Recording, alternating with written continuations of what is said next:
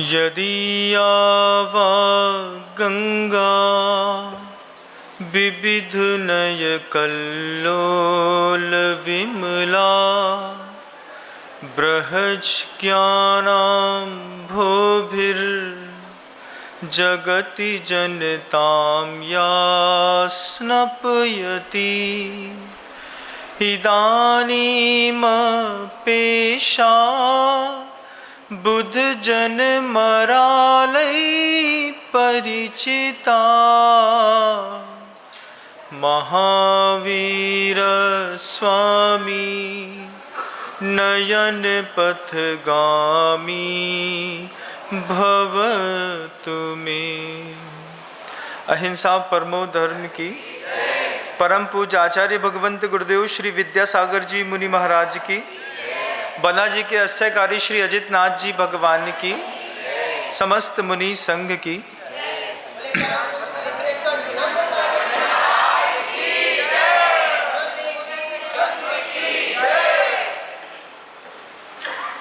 एक कथानक पिछले 2 दिनों से प्रवाहमान है। पवनजय और अंजना के पुत्र हनुमान की गौरव गाथा चल रही है। पूर्व भूमिका में अभी पवन और अंजना का जीवन चरित्र और उसके जीवन में घटने वाली घटनाओं को आपने पिछले 2 सत्रों में YouTube पे बहुत अच्छे से सुना होगा। जीवन में हम आप जहाँ पर रियलिटी में रहते हैं, ग्रंथ अपनी जगह है, प्रथमा नियोग अपनी जगह है, लेकिन हम जहाँ पर रियलिटी में रहते हैं, जहाँ पे अपन सरवाइव करते हैं, उस सरवाइव करते हुए स्थानों पे सबसे बड़ी 2 प्रॉब्लम्स हैं। पहली प्रॉब्लम्स है पति और पत्नी के बीच में। दूसरी बड़ी प्रॉब्लम जो है वो पेरेंट और बच्चों के बीच पे है।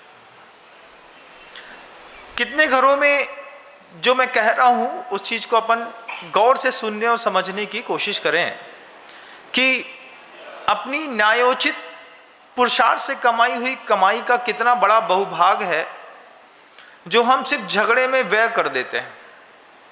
माँ ने 2-2, 5-5 तोला सोना करके 2-4-5 किलो सोना इकट्ठा कर लिया।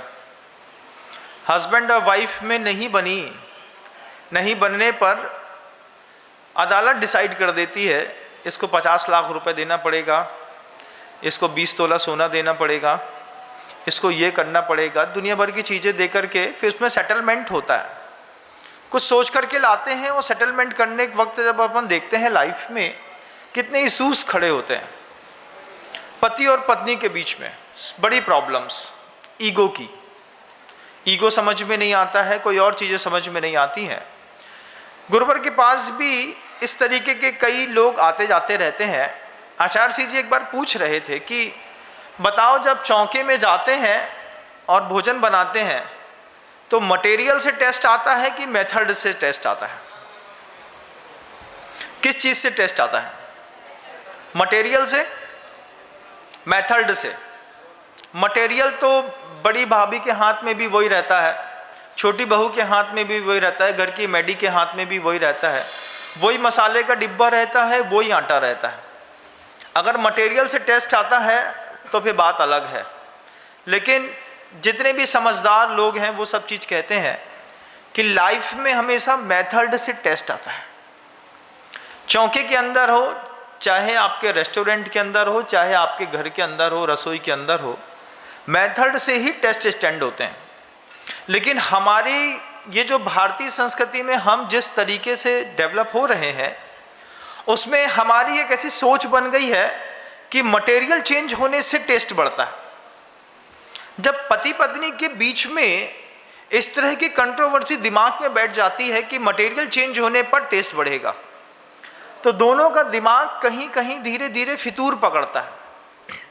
पति का अलग पकड़ता है, पत्नी को बार बार समझाता है, बोलता है, उसको अपने आप के हिसाब से अकॉर्डिंग सेट करने का प्रयास करता है। पत्नी की कम रहती है मान लीजिए, या कई बार पति की भी कम रहती है, दोनों में से किसी एक की हो सकती है। उस समय हमको ये बात सोचनी है कि मटेरियल से टेस्ट आता है कि मेथड से टेस्ट आता है। अगर आज की भी दाम्पत्य जीवन जीने वाले लोगों ने इस बात को बहुत गौर से सीना समझा और समझने की कोशिश करी, तो आपको बहुत अच्छे समझ में आएगा कि जीवन में किसी भी व्यक्ति की रियलिटी से इंप्रेस्ड मत होइए, उसकी संभावनाओं को देखने की कोशिश करिएगा। दाम्पत्य जीवन में दुख हैं, विचित्र प्रकार के हैं, और सबसे बड़ी कंट्रोवर्सी क्या है कि अरेंज मैरिज वालों की लाइफ में भी बहुत सारे इश्यूज हैं, बहुत सारे साइक्लोन जो हैं, तूफान जिसको कहते हैं, वो अरेंज मैरिज वालों की लाइफ में भी है, और बहुत सारे तूफान लव मैरिज वालों की लाइफ में भी हैं। लव मैरिज वाले भी संतुष्ट हैं ऐसा नहीं है, शादी हो जाती है, 6-7 महीने में सही सही रिजल्ट आने शुरू हो जाते हैं। दिक्कत कहाँ होती है कि हम सामने वाले की रियलिटी को देख नहीं पाते, और कई बार हम रियलिटी को देखते हैं तो संभावनाओं को देख नहीं पाते। जब लव मैरिज वालों के लाइफ में इश्यूज आते हैं, जब लड़का किसी और के साथ इंगेज होता है या बेटी कहीं और जाकर के इंगेज होती है, ऑफिस में काम करने जाना है, कहा ही है स्त्री को पैसा को और पेन के ढक्कन को, 3 चीज़ों को, अकेला छोड़ा और गायब। अब हम क्या करते हैं कि अपनी जवान बेटी को, जवान बहू को हमको जॉब कराना है। अब जॉब कराने के लिए चक्कर में जहाँ पे गोल्डन टाइम एक्सपेंड करता है कोई व्यक्ति, सुबह 8 बजे से लेकर के शाम को 5:30-6 बजे तक का, आप होंगे हमारे पति घर के अंदर, बाहर क्या है कि लव मैरिज करने वालों में बड़ी कंट्रोवर्सी है। बंधुओं, अगर आपके जीवन में कोई ऐसा इशूज चल रहा है तो मेरी बात को थोड़ा गौर से सुनिएगा।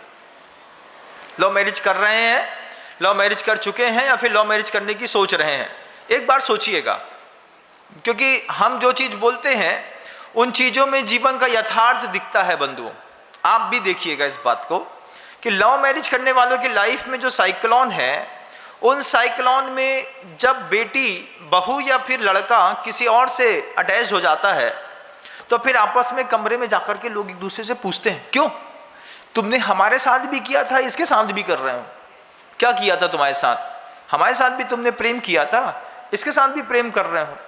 तब लड़की बोलती है, बड़े गौर से सुनिएगा बात को, कि तुम्हारे साथ एडिक्शन था, लव तो उसके साथ हुआ है।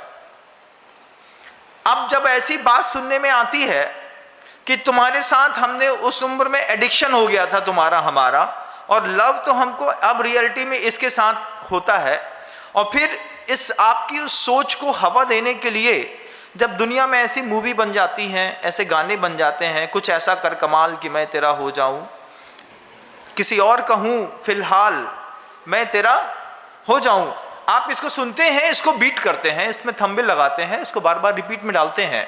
अंदर एक साइकोलॉजी स्टैंड होती है कि शादीशुदा होने के बावजूद किसी और के साथ रहा जा सकता है। जब आप ऐसी साइकोलॉजी में अपनी लाइफ को जीना पसंद करते हैं, तब लाइफ में साइक्लोन पैदा होते हैं, तूफान।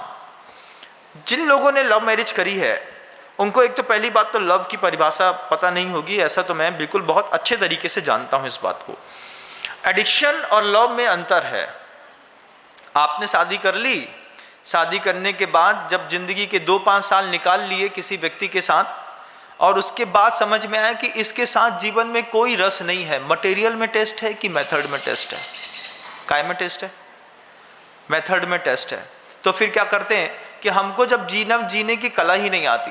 हमको सबसे बड़ी खासियत क्या है कि हमको अपने साथ रहने की कला आती है, वो भी भगवान जाने कैसी आती है, लेकिन दूसरों के साथ रहने की कला तो हमको बिल्कुल भी नहीं आती। हमको अपने साथ रहने की हमने ट्रेनिंग ली है, लेकिन वो भी परफेक्ट है कि नहीं है ये हमको पता नहीं है, क्योंकि हम कई बार अपने साथ भी बहुत ज़्यादा बदतमीजियाँ करते हैं। वो अपने साथ क्या करते हैं, हमारा ही शरीर है, इसको भी अब्यूज़ करने पर, इस बॉडी का भी दुरुपयोग करने पर ये शरीर भी हमारा साथ नहीं देता। हम अपने शरीर से बहुत ज़्यादा स्ट्रेस लेते हैं, मेंटल स्ट्रेस लेते हैं, या फिर हम फिजिकल स्ट्रेस बहुत ज़्यादा लेते हैं, या फिर फिजिकल स्ट्रेस बहुत ज़्यादा देते हैं, तो पर भी आपको अपने साथ भी जीने का तरीका नहीं आता। दूसरे के साथ की गई हिंसा तो हिंसा है ही। जैन दर्शन में अपनी 5 इंद्रियों और मन के साथ की गई हिंसा भी हिंसा मानी जाती है। आँख का दुरुपयोग, कान का दुरुपयोग, स्पर्शन इंद्रिय का दुरुपयोग, वाणी का दुरुपयोग, रसना का दुरुपयोग, जिस तरीके से आप अपने जीवन में करते हैं, एक बार तो पूछना पड़ेगा क्या आपको अपने साथ जीने की कला आती है कि नहीं आती। जो समझ में आया, बच्चे को 7:30 बजे 8 बजे नींद आ रही थी, लेकिन अब मूवी देखना है, अब मूवी देखना है तो क्या करें, रात के 1:30 बजे तक बच्चा आंख का दुरुपयोग कर रहा है, समझ में कुछ नहीं आ रहा है, लेकिन फिर भी टीवी खोल करके बैठा है। जिस गेम के बारे में पता है कि इस गेम को अचीव करने के बाद उससे मेरा टाइम वेस्ट होने वाला है, रियलिटी में कुछ मिलने वाला नहीं है, उसके बाद भी बच्चा 8-8, 6-6, 7-7 घंटे तक गेम्स खेल रहे हैं। क्या रियलिटी में ऐसा है कि नहीं है ना? तो कैसा मान लें कि आपको अपने साथ जीने की कला आती है कि आप उसमें भी परफेक्ट नहीं है। साफ साफ दिखाई देता है कि कोई आदमी पेप्सी पीता है, उसको पेट में कोलाइटिस हो जाती है, उसके बाद भी आपसे सॉफ्ट ड्रिंक्स या हार्ड ड्रिंक्स नहीं छूट रहे हैं। जब सामने वाले की हॉस्पिटल में जाकर के हम देखते हैं कि इस व्यक्ति को माउथ कैंसर हो गया है तंबाकू खाने से, टोबैको च्युइंगम करने से, तो च्युइंग करने की आदत हमारी लाइफ में अभी भी बनी हुई है और हम ऐसा सोचते भी हैं कि पाप तो उसके सिर में फूटा है, हम तो बहुत बड़े पुण्यात्मा हैं। अगर हमको हमारे साथ भी परफेक्ट तरीके से रहने की कला नहीं आती है, फिर हम दूसरे के साथ परफेक्ट तरीके से रहने की कला कैसे सीख सकते हैं? और ये बात भी ध्यान रखिएगा, ये जो दुनिया भर के लोग इस बात को बताते हैं और बोलते हैं कि भैया तुम ही समता रखो, अब दो में झगड़ा हो रहा है तो क्या करें, बोले भैया तुम ही थोड़ी शांत हो जाओ। अरे हमारे शांत होने से हमारा पार्टनर शांत हो जाएगा, ये कैसी पॉसिबिलिटी है? मान लीजिए हम शरीफ हो गए, मान लीजिए हम पूजा करने लगे, मान लीजिए हम मंदिर जाने लगे, मान लीजिए हम दुनिया के और भी अच्छे सत्कार करने लगे, इससे हमारे दाम्पत्य जीवन में कहां सुधार आएगा? दाम्पत्य जीवन का जो सुधार है वो आपके सुधरने से कम और आपके पार्टनर के सुधरने से ज्यादा आपके जीवन में फर्क पड़ेगा। तो महाराज क्या करें? अपने पार्टनर को सुधारें। अरे इतनी ताकत है पार्टनर को सुधारने की। फिर वही क्वेश्चन तीसरी बात बोलूंगा कि मटेरियल में टेस्ट है कि मेथड में टेस्ट है। आप वही जवाब देंगे महाराज मटेरियल में कम, मेथड में ज़्यादा टेस्ट है। तो हमको कभी भी दाम्पत्य जीवन में प्रवेश करने से पहले एक बार ट्रेनिंग तो जरूर लेनी चाहिए कि एक अच्छा दंपति की क्या भूमिकाएं होती हैं। एक अच्छे साधु की खूबसूरती तो 28 मूल गुणों के पालन करने से हो जाती है, लेकिन एक अच्छे गृहस्थ की खूबसूरती कैसे बढ़ती है ये किसी को नहीं पता। हम बताने की कोशिश भी करें तो आप हवाई में उड़ा देते हैं। प्रवचन को बिल्कुल आदमी ने ड्रग्स समझ लिया है। 7 को 9 बजे लगाता है और 9:15 पे सो जाता है। प्रवचन 10:30 बजे तक चलता रहता है। क्या हो रहा है? बड़े महाराज आपका तो बड़ा पसंद आता है। क्यों पसंद आता है? लगाते ही साथ नींद आ जाती है। कान में लगाया और कब झपकी लगती है। अरे सोने के लिए प्रवचन दिया था क्या बिनम सागर महाराज ने? सोने के लिए दिया था, जागने के लिए दिया था। लेकिन लोगों ने जैसे आयोडेक्स का गलत उपयोग करते हैं, कोरेक्स का गलत उपयोग करते हैं, ऐसे कई लोग प्रवचनों का भी गलत उपयोग करते हैं। कई बार बीटन बाय हिम हो जाता है कि दूसरे को कुछ कमेंट करने के लिए, समझाने के लिए भी आप क्लिपिंग काट के चलाते हैं। ये चीज़ भी गलत है। एक्चुअल में तो प्रवचन आपके जीवन के नैतिक विकास के लिए है। और जो पौराणिक कथानक हैं वो कथानक उसमें जान डाल के ये बताते हैं कि पूर्व में भी ऐसा हुआ था, आज भी ऐसा हो रहा है, आगे भी ऐसा होगा। इसके लिए हमको समझदार और जवाबदार होने की जरूरत है। दुनिया में 2 सबसे बड़े प्रॉब्लम्स हैं, एक पति पत्नी के बीच का, एक पेरेंट्स और बच्चों के बीच का। आपका परिवार किस में फंसा है एक बार सही टिक मार करिएगा। कम्युनिटी पोस्ट में जब आपको ये सुनने में मिले कि आपको किस चीज़ से प्रॉब्लम है, अपनी वाइफ से कि अपने बच्चे से, अगर ये क्वेश्चन आपको कम्युनिटी पोस्ट में दिख जाए तो आप उसमें सही थंबनेल लगाइएगा। जिनको लगे कि मुझे अपने बच्चे से प्रॉब्लम है तो वो बच्चे में लगाए, जिसको लगे कि मुझे अपने पति से या पत्नी से प्रॉब्लम है उसमें थंबनेल लगाएं। अगला प्रवचन आपके थंबनेल लगाने पर डिपेंड करेगा। हम देखेंगे, उसको दिखाने वाले हमको लगे हुए हैं, प्रॉपर हर मैसेज हमारे पास कन्वे किया जाता है। हम देखते हैं, हम समझते हैं सब चीज़ों को। आप भी समझने की कोशिश करिएगा। यहाँ एक बहुत पौराणिक कथानक आपके सामने मैं रख रहा हूँ, जिसमें पति ने अपनी पत्नी के साथ 22 वर्ष तक तो संबंध ही नहीं रखा और 22 वर्ष के बाद कभी उसके मन के अंदर जो भावना पैदा हुई, उस भावना में उस पति की गलती थी कि वो अंधेरी रात में पिछले रास्ते से अपनी पत्नी से मिल करके गया और पत्नी के गर्भ में एक संतान आ गई। पवनजय और अंजना, ये दो का एक ऐसा कथानक है बंधुओं कि जब अंजना के गर्भ में गर्भ के लक्षण परिलक्षित होने लगे तो उसकी सास और ससुर ने उसको अपने राज्य से बाहर निकाल दिया। माता पिता के पास, माता पिता के उस नगर में जहाँ पर राजा महेंद्र रहते थे, वहाँ तक वो पहुँची। पहुँचने पर द्वारपाल ने जब पहली बार उसको देखा तो मुस्कुरा दिया। मुस्कुरा करके पूछता है, हे माते आप कौन हैं? जब द्वारपाल ने ऐसा देखा कि आप कौन हैं, तो अंजना कुछ बोल ही नहीं पाई। अंजना बोलती कि मैं यहाँ के राजा की पुत्री हूँ। द्वारपाल पहचानने तैयार नहीं था, अंजना इतनी बदल गई थी। कई बार जीवन में इतना अवसाद होता है, जीवन में इतना स्ट्रेच होता है कि हमारा चेहरा कितना बदल जाता है, फिजिक कितनी चेंज हो जाती है, हमको पता भी नहीं चलता है। हमको लगता है कि हम उसी देह में जी रहे हैं, लेकिन जब सामने वाला 2, 4, 6, 8 महीने में देखता है तो पूछता क्या थे। ऐसा आपके साथ भी हुआ होगा। जब लोग आपसे बोलेंगे यार तुम क्या थे, क्या हो गए, तुम कैसा कर लिया तुमने अपने आप को? मैंने कर नहीं लिया, स्ट्रेच ने मुझे ऐसा करा दिया। स्ट्रेच कितनी गंभीर और बड़ी चीजें होती हैं। आपके घरों में, आपके दिलों में किस तरीके की पल रही हैं आप जानिएगा। कथानक से अपने आप को कोरिलेट करिएगा और सुधारने का प्रयास करिएगा। अंजना जब द्वारपाल के सामने खड़ी होती है और खड़ी अंजना को सामने देकर के द्वारपाल पूछता है कि आप कौन? उसने कहा कि मैं राजा की पुत्री हूँ अंजना। द्वारपाल ने बहुत गौर से देखा तो उसे याद आया कि अरे वास्तव में ये अंजना ही है। जो नगर का मुख्य द्वारपाल था वो अंजना को राज दरबार के द्वारपाल के हाथ तक सौंप गया।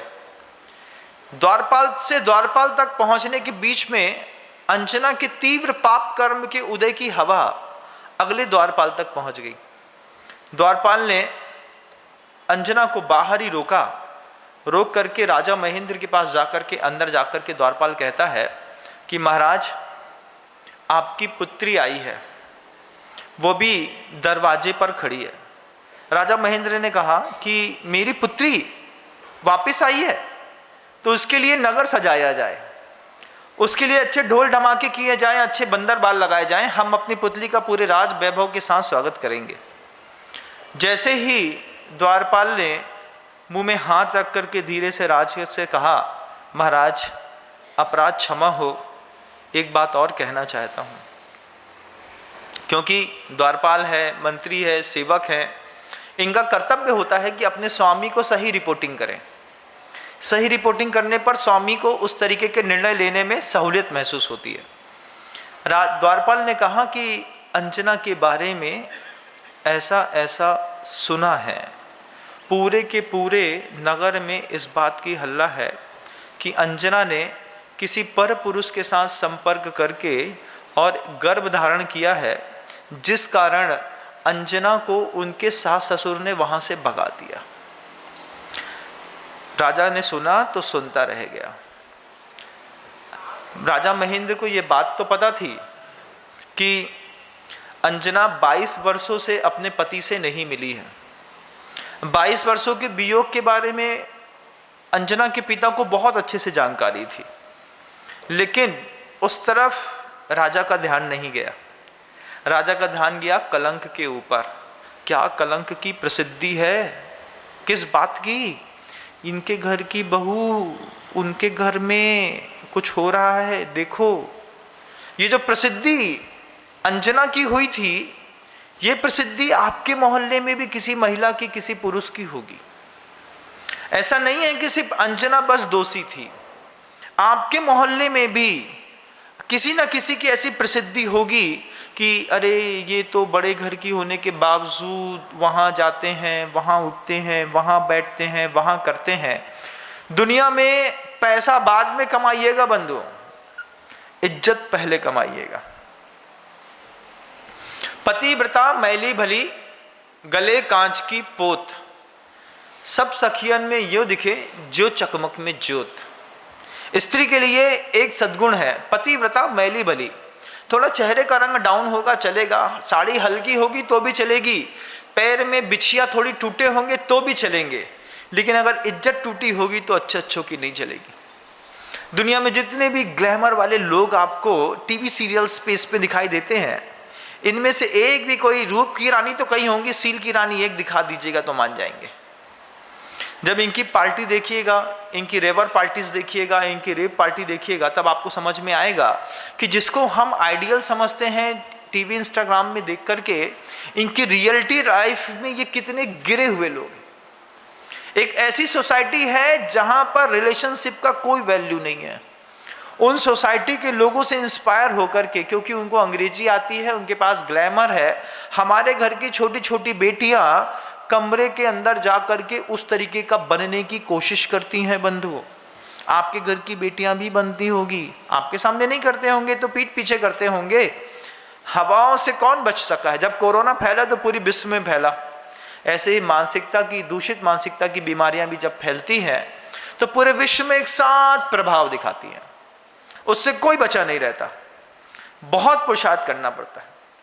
अंजना का कलंक अंजना के पहुंचने से पहले उसके पिता के कान तक पहुंच गया। पिता को लगा कि अगर इस लड़की को मैंने अपने राजकुल में, राजगृह में आश्रय दे दिया तो पूरे के पूरे विश्व में मेरी अपकीर्ति होने लगेगी, क्योंकि सबसे पहले इज्जत प्रिय है। राजा महेंद्र ने साफ साफ अपने पुत्रों से कह दिया कि ये कन्या राजमहल में प्रवेश ना करे। इतना ही नहीं, ये अपने किसी भी भाई के महल में भी प्रवेश ना करे। 100 भाई हैं। इतना ही नहीं, पूरे के पूरे राज्य में अगर इस अंजना को किसी ने भी आश्रय दिया तो पहले उसका सिर का छेद करेंगे, बाद में अंजना का करेंगे। वहीं के वहीं उसको वापस कर दीजिए। जब ऐसी राजाज्ञा स्वयं अंजना के पिता ने दी, तब अंजना की दासी बसंतमाला एक ही बात विधाता से कहती है कि क्या पिता अंजना की एक बार परीक्षा नहीं कर सकते थे? सुनी सुनाई बातों पे विश्वास करके कितने घर बर्बाद हुए हैं बंधुओं। आपने भी अपने घर में आग किसी रियलिटी को देख करके लगाई है कि सुनी सुनी बातों को देख करके? एक बार खुद ऑब्जर्वेशन करके खुद सोचिएगा। जब आपकी देवरानी से नहीं बनी, जब आपकी नंद से नहीं बनी, तो सुनी सुनाई बातों पे विश्वास किया ना आपने। अरे भाई, हमने तुम्हारे बारे में ऐसा सुनी थी, यही सब तुम्हारे लाने ऐसा कह रहे थे, हैं? एक बार रियलिटी टच कर लेते तो क्या बिगड़ जाता? घर के अंदर परिवार के सदस्यों के बीच में एक बार परिवार के सदस्य की प्रतिष्ठा खुद स्थापित की होती, लेकिन हमारे दिमाग में तो अड़ी थी, हम रहे हैं चाहे हमारी नंदबाई रहे हैं, घर में 2 में से कोई एक रहेगा। दुनिया में कितनी सारी बेटियां हैं जिन्होंने ब्रह्मचर्य व्रत लेकर के रखा है, लेकिन उन ब्रह्मचर्य व्रत को धारण करने वाले बेटियों का घर के अंदर निर्वाह कठिन हो रहा। क्यों? क्योंकि भाइयों की बहुएं आएंगी। अब घर के अंदर 2 मालकिन कैसे रहेगी?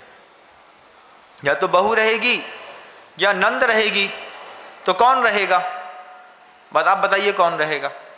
जिसने उस घर में जन्म लिया है उसको वहां रहने का अब अधिकार नहीं है, और जो दूसरे के घर से आ रही है वो साफ साफ कहती है कि मैं इस घर में रहूंगी, ये दीदी यहाँ से निकलेगी बाहर तब जाकर के काम बनने वाला है।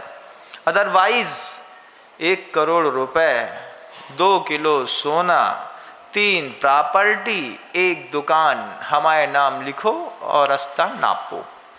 ऐसा आपके घर में हुआ है क्या? कहीं नहीं हुआ? हो रहा होगा।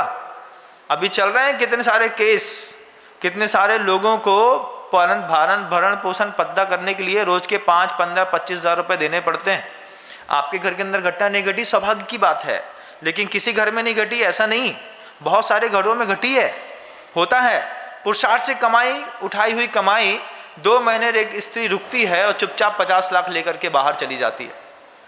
पगलू स्त्रियां भी, कई लोग तो ऐसे होते हैं कि हमारी लड़की हाफ माइंड है, उसके बाद भी ब्याह कर दो, उसके बाद तो भारत का संविधान संभालेगा। भारत के संविधान में है नारी शक्ति, फिर क्या है, डोमेस्टिक वायलेंस के केस लगाओ, केस पुटअप करो। नंद मारती है, पति मारता है, सास मारती है, सब उठा के एक साथ जेल भेज दो। फिर क्या करो, प्रॉपर्टी में कब्जा करो, फिर अपने भाई के घर में जाकर के आराम से रहो। ऐसे भी दुनिया में बहुत सारे लोग हैं जिनको पाप से बिल्कुल भी भय नहीं है। अपने जीवन का, अपने बच्चों का यथार्थ ना देख करके वो हमेशा ब्लेम करते हैं सामने वालों की लाइफ पे। राजा महेंद्र ने बिना सोचे समझे, पिता होने के बावजूद, जब पता था कि बच्ची कितने साल तक हमारे साथ रही है, उसकी एक एक चरित्र से राजा महेंद्र का अच्छे से परिचय था, लेकिन उसके बाद भी बेटी के लिए आज्ञा निकाल दी, निकलो यहाँ से बाहर।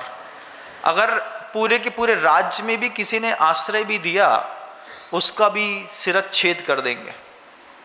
जब ऐसी राजा के माध्यम से जो आज्ञा प्रचारित हुई, जब बसंतमाला ने सुना, तो बसंतमाला अंजना से कहती है कि अंजना, तेरा पाप खिल करके सामने आ रहा है।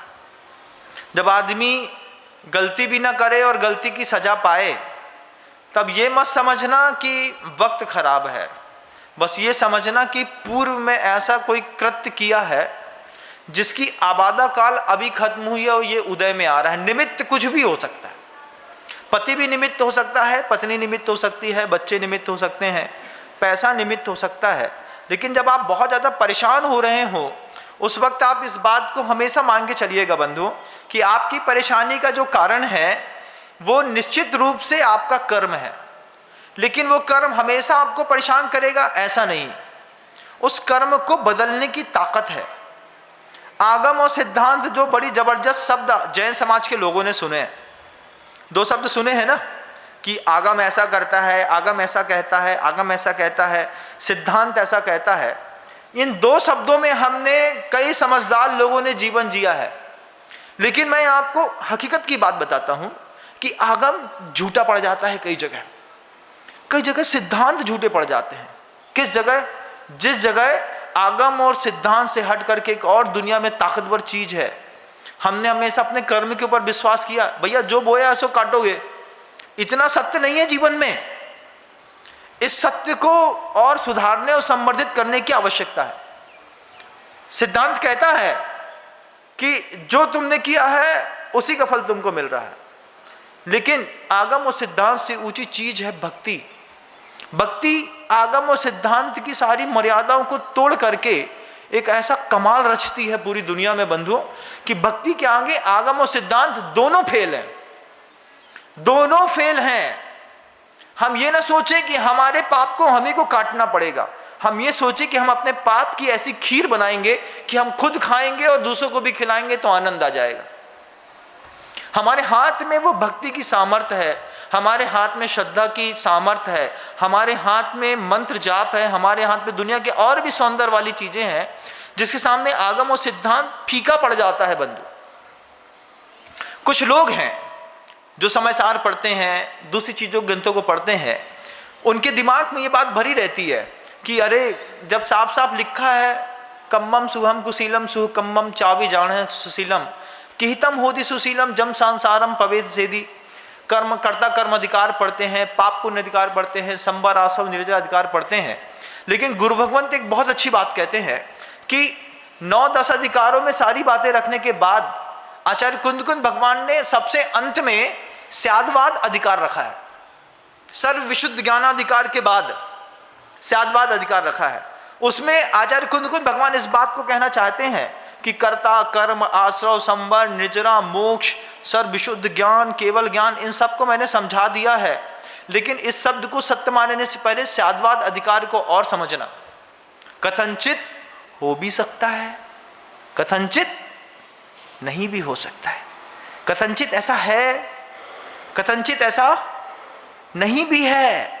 आश्रव के लिए भी बोल रहे हैं। इन सब के ऊपर आगम और सिद्धांत के ऊपर भक्ति भारी है बंधु, ध्यान रखिएगा। जब आपके पाप कहीं माथा टेकने से ना कटे, अंतरंग में मानतंग स्वामी जैसी भक्ति करिएगा, आपको लगेगा कि जीवन बहुत सहज हो गया। पुस्तकों में उलझने वाले लोग जीवन भर उलझे रहते हैं, भक्ति की नौका में बैठने वाले लोग कब पार हो जाते हैं पता भी नहीं चलता। पुस्तकों में उलझा हुआ ज्ञानी अभी भी सोचता रहता है तुम्हारे त्रिस्थानी उदय का कर्म का उदय चल रहा है, तुम्हारा मिथ्या दर्शन चल रहा है, तुम्हारे सम्यक के अभी 3 टुकड़े नहीं हुए हैं। ज्ञानी पुरुष से इसी की बात करता है। और जो भक्त होता है वो भक्त इन चीजों से हट करके भक्ति करता है। कब सम्यक के मिथ्यात्व के 3 टुकड़े हो जाते हैं, कब उसकी भक्ति रंग ले आती है, कब उसका पाप कट जाता है, पता भी नहीं चलता जीवन में। अंजना से जब बसंत माला ने कहा कि देख तेरा पाप कैसा खिल के सामने आया कि तेरे पिता भी तेरे ना हुए, वे भाई जो जीवन भर उससे राखी बंधाते रहे, जब बुरा वक्त आया तब भाई भी काम नहीं आया। रक्षाबंधन आ रहा है बंधु, आ रहा है ना। ये जो 30 अगस्त को रक्षाबंधन आने वाला है, इस 30 अगस्त को हर भाई और बहन को मेरा आमंत्रण है इस वसुंधरा पर। किस वसुंधरा पर? बन्ना जी ऐसे क्षेत्र पे हम इस बार अपनी बहन के जीवन के लिए एक ऐसा विधान का आयोजन करेंगे कि लोग देखते रह जाएंगे। हम अपनी भाई के जीवन की सुरक्षा के लिए 31 तारीख को 1 तारीख को ऐसा विधान करेंगे कि लोग देखते रह जाएंगे। आप अपने आने की स्वीकृतियां पहले से दीजिएगा, पहले से बताइएगा। रक्षाबंधन हमने हर बार घर के अंदर एक रुमाल बांट करके, एक मिठाई का टुकड़ा खिला करके, एक रेशम का धागा बांध करके मनाया है, लेकिन इस बार पूरी दुनिया के जितने भी तमाम लोग हैं, अभी पूरा महीना बाकी है, 40 दिन है अभी रक्षाबंधन के। इस 40 दिन पहले से मैं आपको बताना चाहता हूं कि 30 अगस्त के दिन तो पूर्णिमा के कलश स्थापना का महोत्सव होगा, उसी दिन रक्षाबंधन भी होगा। लेकिन उसके 2 दिन पहले बंधुओं, 29 अगस्त को 28 अगस्त को आप सबका पूरी दुनिया के भाई बहनों का यहां पर निमंत्रण है। 28 अगस्त 29 अगस्त के दिन हम अपनी बहन को लेकर के, वो हमारी बहन जो अपने पति से प्रताड़ित है, जिसकी हम रक्षा नहीं कर पा रहे हैं, जो अपने पुत्र को नहीं पाल पा रही है, 28 अगस्त और 29 अगस्त को बन्ना जी के अश्चर्यकारी अजितनाथ भगवान के दरबार में ऐसा अभूतपूर्व भक्ति का आयोजन करके, विधान का आयोजन करके हम यहाँ पर उस सौंदर्य को स्थापित करने का प्रयास करेंगे। सिद्धांत और आगम से ऊंची है भक्ति बंधुओं, लेकिन हर क्षेत्र में फलित नहीं होती। कोई भी कर्म होता है वो द्रव्य की, क्षेत्र की, काल की, भाव की अपेक्षा रखता है। बन्ना जी के अजितनाथ भगवान के सामने जब दुनिया भर के लोग अपनी भावनाओं का कलश रख के जाते हैं, इस बार तो सर्वसिद्ध पूर्ण काम कलश रखने की यहाँ पर लोग दुनिया भर के 1 अगस्त को आने वाले हैं। कई लोग ये सोच करके 1 अगस्त को आने वाले हैं कि 30 अगस्त को रक्षाबंधन है, घर के अंदर मनाएंगे। लेकिन जैन हो या अजैन, आप किसी भी धर्म के मतावलंबी हो, इससे कोई फर्क नहीं पड़ता। आप 30 अगस्त के दिन अपनी बहन की रक्षा के लिए 28 और 29 अगस्त को आपको यहाँ पर आ जाना है। 28 और 29 अगस्त को हम 2 दिन में एक ऐसा अभूतपूर्व बहन की और भाई की रक्षा के लिए विधान करेंगे कि उस विधान के समोषण में जब आप खड़े होकर के अपनी बहन की रक्षा के लिए, भाई की रक्षा के लिए अपना मन बना करके जब पूजन, अभिषेक, शांति धारा करेंगे, आपको लगेगा हमारा रक्षाबंधन मनाना सार्थक हुआ। अकंपनाचार्य मुनि महाराज के साथ 700 मुनि महाराजों के ऊपर उपसर्ग आया था, वो तो किसी विष्णु कुमार मुनि महाराज ने दूर कर दिया, लेकिन हमारी बहन के ऊपर आया हुआ जो उपसर्ग है, हमारी बहन के ऊपर आया हुआ जो एक प्राणघातक जो परिस्थितियां हैं, इसको दूर कोई करेगा तो इस बार बन्ना जी के अजितनाथ भगवान के दरबार में बने। हम अगर अपने बहन की रक्षा न कर पाए हो, बहन सामर्थ्यवान होने के बाद अपने भाई का घर न बचा पाई हो, तो बहन भाई के लिए और भाई बहन के लिए 28 तारीख और 29 तारीख को 2 दिन को यहाँ पर हम विधान का आयोजन करेंगे। 30 तारीख को यहाँ पे कलशों की स्थापना करेंगे और पूरी दुनिया के तमाम भाई बहनों का यहाँ पर स्वागत है। 1 महीने के अंदर इतनी अच्छी व्यवस्था आपको यहाँ पर मिलेगी। आपको यहाँ पर रुकने की भी अच्छी सुविधा मिलेगी, भोजन की सुविधा तो बहुत अच्छी है ही, साथ ही साथ आपको अजितनाथ भगवान का जो आशीर्वाद मिलेगा और यहाँ का पुण्य जब फलेगा, आपको लगेगा इस बार का रक्षाबंधन हमारे लिए अभूतपूर्व रहा। हर बार हमने घर के अंदर थोड़ी सी कजलैयाँ दे करके रक्षाबंधन बनाया है, हर बार हमने भाई बहन को एक बाजार की मिठाई खिला करके रक्षाबंधन बनाया है, 500,000 रुपये दे करके सिर्फ इति पूर्ति करी है, लेकिन कभी भाई बहन के जीवन की क्षति पूर्ति नहीं करी। इस बार क्षतिपूर्ति करना है। पहले से मानस बनाइएगा।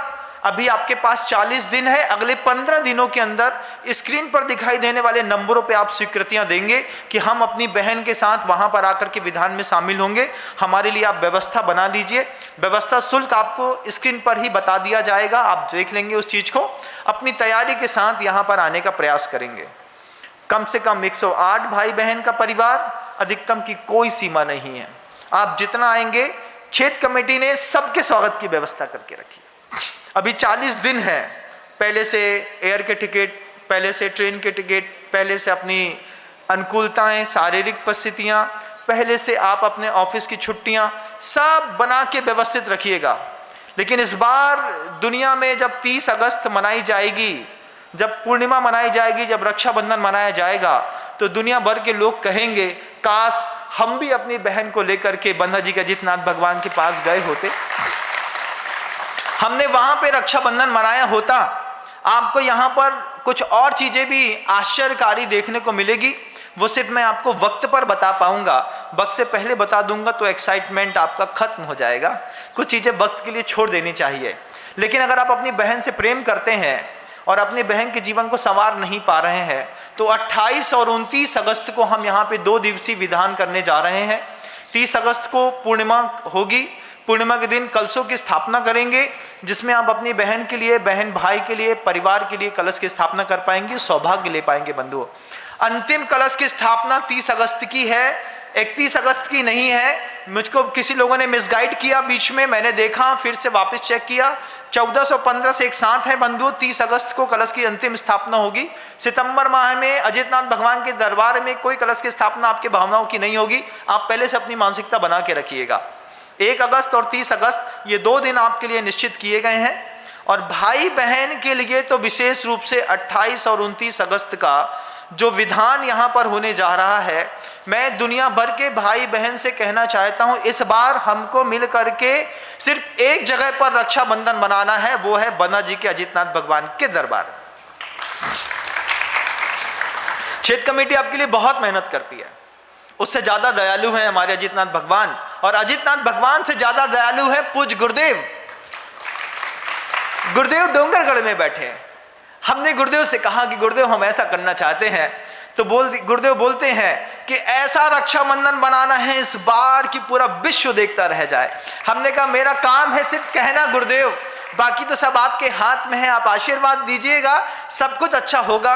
इस बार दुनिया की कोई भी जैन समाज घर के अंदर रक्षाबंधन बना करके बंधा जी के अजितनाथ भगवान के दरबार में रक्षाबंधन बनाएगी। स्क्रीन पर आने की पूर्व स्वीकृति दी जाएगी। 26-27 तारीख तक हम आपकी पूरी व्यवस्था कर चुके होंगे। 28 और 29 तारीख को 2 दिन का विधान हम यहाँ पर करेंगे। 30 तारीख को यहाँ पे कलश की स्थापना करेंगे। आप 3 दिन की छुट्टियों का माहौल पहले से अपने जीवन में बनाइए कि 28, 29, 30 अगस्त को हमको बंधा जी का अजितनाथ भगवान और विनम सागर जी महाराज के साथ में रहना है। बाद में जो होगा सो देखा जाएगा। घर के अंदर तो कितनी बार रक्षाबंधन मनाया, लेकिन रक्षा सार्थक नहीं हुई। अंजना के साथ बसंतमाला, जब बसंतमाला ने अंजना से कहा कि अंजना तुम्हारे जीवन में बहुत पाप फला है, अंजना ने एक ही बात कही कि निश्चित रूप से मैंने किसी शुद्ध दिगंबर मुनि के चरित्र पर दोष लगाया होगा, इसलिए मेरे जीवन में यह पाप फला है। जब आपको आपका पति छोड़ देता हो, जब आपको आपके बच्चों से सुख ना मिलता हो, परिवार का सुख ना मिलता हो, परिजनों को धन का सुख ना मिलता हो, अंजना के वो शब्दों को ध्यान रखिएगा। हंसी हंसी में ही सही, निश्चित हमने किसी दिगंबर मुनिराज के चारित्र की अवहेलना, उपेक्षा या हंसी मजाक किया होगा। अरे बे महाराज, बे तो मजाकियां हैं, ऐसा आप करते हैं ना। साधु के साथ जुड़े होने पर साधु की आप समीक्षा करते हैं। कई लोग दिगंबर साधुओं की भी समीक्षा करते हैं। जो साधु दुनिया छोड़ के चले गए हैं उनके बारे में भी लोग बुरा कहते हैं। अरे ये तो सामान्य सा व्यवहार है कि जिसने दुनिया छोड़ दी है उसकी निंदा नहीं करी जाती। उसमें भी साधु में मान लो कोई साधु दुनिया छोड़ के चला गया, आप दिवंगत साधु की निंदा करते हैं। ये अपराध जब आपके जीवन में फल के आता है तो अंजना के जैसा जीवन में परिस्थितियां घटित होती हैं। हमने की हैं क्या? नहीं की तो बहुत अच्छी बात, की है तो अभी उपाय है। वक्त है। क्या है? अभी आकर के अपन उसका प्रायश्चित करते हैं। पूज्य गुरुवर के पास जाते हैं, गुरुवर से कहेंगे महाराज हमने इसी जन्म में किसी साधु की निंदा की है और वो निंदा का पाप हमने अपने जीवन में भोगने की सामर्थ्य नहीं है, आप हमें प्रायश्चित दे दीजिए। आचार्य श्री जी के पास जाना चाहिए इस बात को लेकर के, क्योंकि प्रायश्चित देने का अधिकार तो पूज्य गुरुवर को ही है। हम जैसे सामान्य मुनि तो सिर्फ रास्ता दिखा सकते हैं कि इस रास्ते से अपने जीवन का सौंदर्य बढ़ाएंगे तो और अच्छा होगा। वो अंजना बसंतमाला से कहती है कि मैंने किसी शुद्ध दिगंबर मुनि के चरित्र पर दोष लगाया होगा या फिर किसी बच्चे को उसकी माँ से जुदा किया होगा, तभी मेरे जीवन में इस तरीके का पाप फल रहा है कि ना मुझे पति मिल रहा है और मेरे पुत्र को इतनी प्रतिकूल परिस्थितियों में भी बियाबान जंगल में रहना पड़ रहा है। जब आपको आपका पति ना मिल रहा हो, जब आपको आपके परिवार का साथ ना मिल रहा हो, तब आप समझिएगा आपने भी ऐसा कुछ किया है। आपने किया है कि नहीं? नहीं किया महाराज, बहुत अच्छी बात। लेकिन अपने अंतर मन में एक बार यहाँ पे हाथ रख के पूछेगा, क्या मैंने शुद्ध चरित्र के मुनि की निंदा नहीं करी? महिलाएं जब शाम को बैठती हैं तो गांव में रहने वाले साधु साध्वी भगवंतों की भी समीक्षा करती हैं, क्योंकि उनको समीक्षा करने में मजा आता है। बे महाराज कैसे हैं? बे महाराज तो बहुत ही मौन से रहे। जे कैसे आए? 5 नंबर कैसे हैं? 4 नंबर कैसे हैं? 7 नंबर कैसे हैं? 9 नंबर कैसे हैं? 10 नंबर की आरिकाएं कैसी हैं? बे आरिकाओं की उसमें सबसे नंबर चलता है। बे कैसी आए? भैया बे तो अब कह वही छोड़ दो, अब क्या बताएं, दिन भर बैठे रहे, भीड़ ही भीड़ लगी रहे तो उनके पास। बड़े कैसे हैं? बड़े की तो बात ही नहीं है, उन्हें बस पैसा ही पैसा दिखात, जब देखो बे पैसा ही की बात करत। ऐसे पर ने कितनी बार ऐसे साधु की समीक्षा करी है कि नहीं? अगर करी है और उस कर्म को बांध लिया है, आबादा अभी उदय में नहीं आ रही, आबादा काल चल रहा है, लेकिन वो पाप जिस दिन उदय में आएगा उस दिन घर के पिता धक्का मार के अपनी बेटी को जब बाहर करेंगे, निकल बाहर, कुछ नहीं है यहाँ पे तेरे लायक, तब याद करिएगा इस बात को। किसी दिगंबर साधु की शुद्ध चरित्र पर आक्षेप लगाया होगा, निंदा की होगी, ये उसका परिणाम है। बहुत रूपवती कन्या है, छोटी सी बच्ची अकेले पाल रही है, रूपवती है, अबला है, अलग बात, लेकिन उसने सबल अवस्था में कौन सा पाप किया है ये तो उसको भी नहीं पता। आज जब पाप भोगती है, अरे महाराज रोने से कुछ नहीं होता है, रोने से कुछ नहीं होता है। या तो भक्ति करिए या प्रायश्चित करिए, माला फेरिए, जप करिए, अजितनाथ भगवान की शरण में आइए। मैं तो एक बार आया तो मुझे लगता है कि बस पहली बार जैसे किसी भगवान से मुलाकात हुई है। कुंडलपुर के बड़े बाबा, उनके ऊपर पहले तो विश्वास नहीं था, लेकिन मेरे गुरु को उन पर खूब विश्वास था, तो उनके ऊपर विश्वास जमाया। देखा अरे आचार्य श्री जी कुंडलपुर के बड़े बाबा पे इतना विश्वास करते हैं। उस दिन जब पहली बार गुरुदेव की आंख में आंसू देखे, तब समझ में आया कि किसी प्रतिमा से प्रेम क्या होता है। तब समझ में आया कि किसी प्रतिमा के अश्य जब किसी साधक को दिख जाते हैं तो भी साधक कैसा उस प्रतिमा के लिए पागल होता है। इसलिए पूरी दुनिया के लोग उस पागलपन को भी महसूस करिए जो पागलपन मेरे दिमाग पे हावी है, क्योंकि मैं तो भगवान जी के साथ 24 घंटे रहता हूँ। मुझे तो सब दिखता है, सब दे भी रहे हैं वो मुझे, और मुझे देने के साथ साथ बोलते भी हैं कि तुमको दिया तो जा रहा है लेकिन तुम उसको रखना मत, बांटते चले जाना। जब तक दैवी संकेत नहीं मिलते हम कुछ भी कहने का प्रयास नहीं करते। इस बार 28 और 29 अगस्त को 2 दिन का विधान पूरी दुनिया के भाई बहन बनदी क्षेत्र पर करेंगे। उसके लिए आप 22 अगस्त से पहले तक आने की सूचना दे चुके होंगे। अगर आप ये सोचे कि एंड टाइम में आकर के हम विधान में शामिल होंगे, आपको कोई मौका नहीं मिलेगा। बाद में इस बात का अफसोस होगा कि हम चूक गए। घर के अंदर तो रक्षाबंधन कभी भी मना लेंगे बंधुओं। 28, 29 और 30 3 दिन का समय लेकर के आपको इस क्षेत्र पर आना है, पधारना है। अभी से अपना विचार बना के रखिएगा। बसंतमाला से अंजना ने ये छोटी सी बात कह दी कि 2 में से कोई एक पाप तो मुझसे हुआ है। तब तो गोदी में पालने वाली माँ जिसने अपने छाती पे लगा करके दूध पिलाया था, उसको भी मेरी बात पे विश्वास न हुआ। वो पिता जो मुझे 100 भाइयों से ऊपर चाहते थे, वो भी मुझे कलंकित कहकर के मुझे भगा दिया, वहाँ से बाहर कर दिया। अब तो सिर्फ एक ही शरण बाकी है कि धर्म की शरण के अलावा संसार में कोई भी शरण नहीं है। विपरीत परिस्थितियों में कैसे आदमी को धर्म दिखाई देता है बंधु। डॉक्टर बना कर देता है तो फिर सीधे भगवान नजर आते हैं, या तो गुरुदेव विद्यासागर जी मुनि महाराज नजर आते हैं। जब बोले डॉक्टर 4th स्टेज का कैंसर हो गया है, आज गए कि कल गए, फिर पूछते हैं कक्का अब क्या करने। कक्का सोच सोच बोलते भैया एक बार आचार्य के दर्शन करा दो। अच्छा चलो, वेंटिलेटर की बैंड पे बैठाया, कक्का को 2 ECG ठुकाई, एक सामने एक मास्क लगाया, उसमें साए साए साए साए आवाज चलती हुई गाड़ी पूरी रात भर चली। सुबह जाकर के डोंगरगढ़ में आचार्य जी के सामने खड़ी हो गई। अब क्या है आचार्य जी, हमारे पिताजी को 4th स्टेज का कैंसर है, डॉक्टर ने मना कर दो। अब पिताजी कह रहे आचार्य जी को गंदोदक मिल जाए सोई हमारी गति सदने आए। आचार्य जी तो 55 साल पुराने महातपस्वी और तेजस्वी, वे आपके पिताजी के पास गए। पिताजी से बोली, बच्चे ने कह दिया साफ साफ 4th स्टेज का कैंसर है, महाराज जी डॉक्टर ने मना कर दिया, बोला घर ले जाओ। आचार्य जी उसके ऊपर भी दया करके क्या बोलते हैं, लेटा है उस स्ट्रेचर पे, 50 घंटे में मरने वाला है। गुरुदेव उससे बोलते हैं काम करो, 4 प्रकार के आहार का रात्रि में त्याग कर दो।